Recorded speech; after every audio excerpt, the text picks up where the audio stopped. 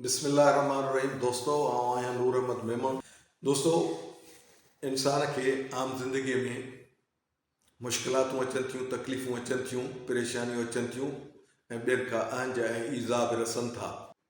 उहे अहंज ईज़ा कुझु पंहिंजनि जे पारां अचनि था, कुझु पंहिंजे शहर वारनि जे पारां अचनि था, कुझु पंहिंजे मुल्क ऐं क़ौम जे माण्हुनि खां अचनि था। माण्हू जॾहिं सख़्तु तकलीफ़, पीड़ा ऐं मुसीबत मां गुज़रे थो त ज़ाहिर आहे माण्हू खे बदिले वठण जी आग ऐं बाहि जेको आहे उहा माण्हूअ जे ज़हन ते सुवार थिए थी पई। हाणे इहा बाहि जॾहिं इंसान जे ज़हन ते सुवार थी थिए त इंसान जो ज़हन बुनियादी तौर ते कंहिं बाहि खे, कंहिं गुस्से खे, कंहिं कावड़ खे समाए रखण ऐं उनखे पालण जे लाइ ख़ुदा न ठाहियो आहे। बुनियादी तौर ते इंसान जो ज़हन इंसान जे तख़लीक़ी सलाहियतुनि जे लाइ आहे, इंसान जे भलाईअ जे कमनि जे लाइ आहे, भलाईअ जे सोचुनि जे लाइ आहे। हाणे उन ज़हन खे जेकॾहिं भलाई जे बजाय मनफ़ी सोचुनि ते, गुस्से ते, कावड़ ते ऐं बदिले जे आग ते माण्हू सर्फ़ कंदो रहे त उहो इंसान जी शख़्सियत जेको आहे उहा डिस्टर्ब थिए थी पई ऐं इंसान खे पंहिंजी शख़्सियत जी डेवलपमेंट जे लाइ जेके कम करणा आहिनि उन्हनि कमनि में रुकावटूं पवनि थियूं। छाकाणि त इंसान हिन धरतीअ ते हिकिड़ो अकेलो साहिवारो न आहे, हुन जा प्यारा आहिनि, हुन जी औलाद आहे, हुन जा दोस्त आहिनि, हुन जा अबो अमा आहिनि। माण्हू इन्हनि सभिनी सां सलाड़ियल आहे। उन्हनि सभिनी जूं मोहबतूं हिन जे लाइ हमेशह मौजूदु हुजनि थियूं ऐं उहे सभु हिन जे लाइ नेक तमन्नाऊं रखनि था त उन्हनि जे मोट में हिन माण्हूअ खे पंहिंजो पाण खे उन्हनि सभिनी लाइ मुफ़ीद ऐं सभिनी जे लाइ हिकिड़ो पसंदीदा इंसान बनाइण जे लाइ कोशिशूं जारी रखणु खपनि। लेकिन छाकाणि त इंसान सां हिकिड़ी तकलीफ़ ऐं अहंज थी चुको आहे ऐं तबई तौर ते उहा हिकिड़ी इंसान जे फितरत में आहे, गुस्सो अचणु ऐं इंसान जे मिज़ाज में इहा ॻाल्हि शामिलु आहे, कावड़ जो अचणु। त हाणे इहा शइ जेकॾहिं अची वई आहे त उनजो भलो बदिलो कहिड़ी तरह वठी सघिजे थो। उनजो भलो तरीक़ो सभ खां हीअ आहे त इंसान माफ़ करे छॾे पंहिंजे उन जुर्म खे, जेको उनजो जुर्म थियो आहे, जेका उन सां नाइंसाफ़ी ऐं हक़तलफ़ी थी आहे। क़ुर शरीफ़ में इंसाननि खे इहो ॿुधायो वियो आहे त जेकॾहिं तव्हां सां ज़ुल्म ऐं ज़्यादती थिए ऐं तव्हां बदिलो वठणु घुरो त ओतिरो ई वठो, उन खां वधीक हरगिज़ न वठो। पर जेकॾहिं माफ़ करे छॾियो त इहा सभ खां वॾी ॻाल्हि आहे, इहा तिहाई भली ॻाल्हि आहे। माफ़ करे छॾण में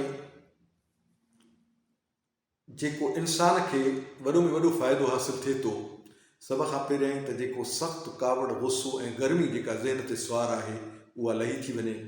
ऐं ज़ाहिर आहे जॾहिं सख़्तु कावड़ ऐं सख़्तु गर्मी इंसान जे ज़हन ते मुसलसल छायल थी रहे त उहा इंसान जे जेको इम्यून सिस्टम आहे उन्हीअ ते असरअंदाज़ थिए थी पई ऐं इंसान खे जेको सिहत जे हवाले सां उन जे लाइ मसइला थियनि था उहो त पंहिंजी जाइ ते, पर उन जी शख़्सियत ते जेके असर पवनि था उन्हनि जो नुक़सानु पंहिंजी जाइ ते, जेके हुन जा पंहिंजा कम आहिनि उहे डिस्टर्ब थियनि था उन्हनि जो नुक़सानु पंहिंजी जाइ ते।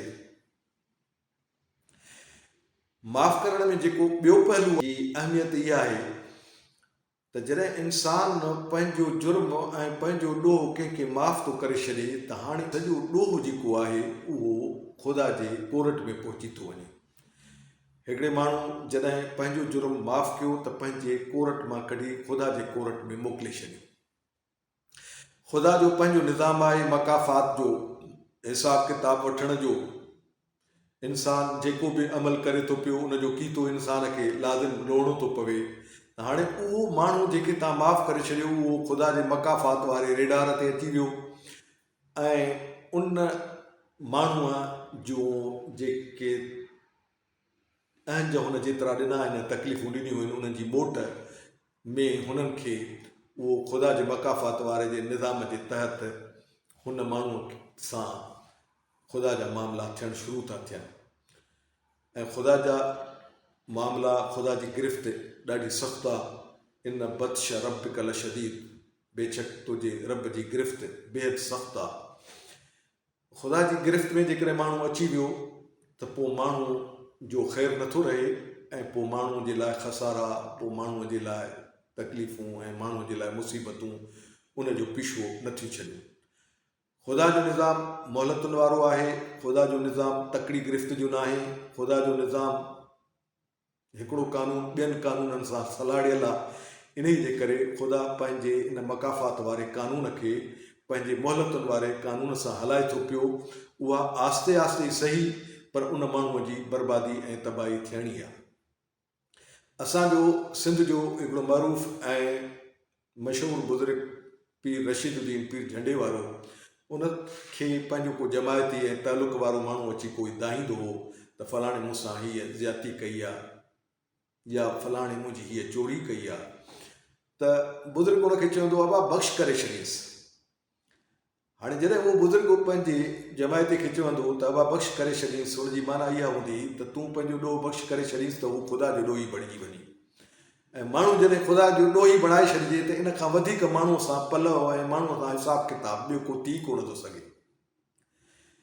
इन जे करे माण्हूअ जे लाइ बहितर इहा ॻाल्हि आहे त हू मामिलो ख़ुदा जी अदालत में मोकिले ॾिए ऐं माण्हू पंहिंजे इन अमल सां पंहिंजो पाण खे बि बचाए वठे, पंहिंजे ख़ानदान खे बचाए वठे।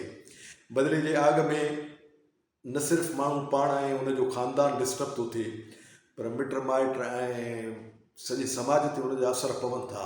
असां सिंध में जेको ॾिसूं था पिया त जेके बदिले जे आड़ में ऐं बदिले जे चकर में जेके खून क़तलाम ऐं नुक़सान ऐं जेके ज़्यादतियूं थियनि थियूं पियूं, उहे जेका माण्हूअ खे तकलीफ़ इब्तिदाई तौर ते मिली आहे, उन खां 50 ते ऐं 100 खां बि वधीक तकलीफ़ूं जेके आहिनि पोइ माण्हूअ जे लाइ मोह थियूं कढनि पियूं।